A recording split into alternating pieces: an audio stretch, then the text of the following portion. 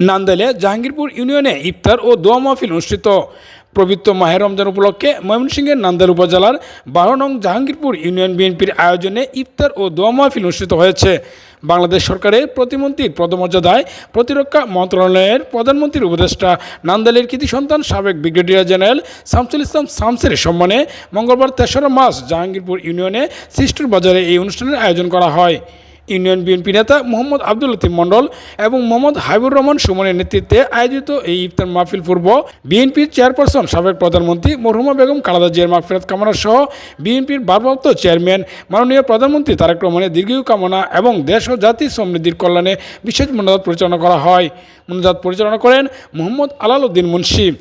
এ সময় ইউনিয়ন বিএনপির সিনিয়র নেতা নুরুল হুদা, ডাক্তার মুজিবুর রহমান, মুজিবুর মেম্বার, নজরুল ইসলাম আকন্দ, মিনু মেম্বার, আউল মেম্বার, লিটন মিয়া, শামসুল হুদা বিডিআর, চান মিয়া, রফিক গাজী, কাজী আতিকুল্লাহ, আবুল কালাম, কাঞ্চন মিয়া ও আলতাফ হোসেন ভুইয়া, আব্দুল সাত্তার বাবুরচি, মুজাম্মেল হক সুমন ও শফিকুল ইসলাম পাবেল সহ স্থানীয় জনগণ উপস্থিত ছিলেন। এছাড়া তৃণমূল পর্যায়ে নেতা ও সমাজসেবকদের মধ্যে উপস্থিত ছিলেন রসত আলী, শামসুজ্জামান, ফজলুল হক, জাহিদুল ইসলাম সুমন, আবুল মনসুর, আক্তার হোসেন, সাইদুল ইসলাম, আলমগীর হোসেন সহ এলাকাবাসী উপস্থিত ছিলেন।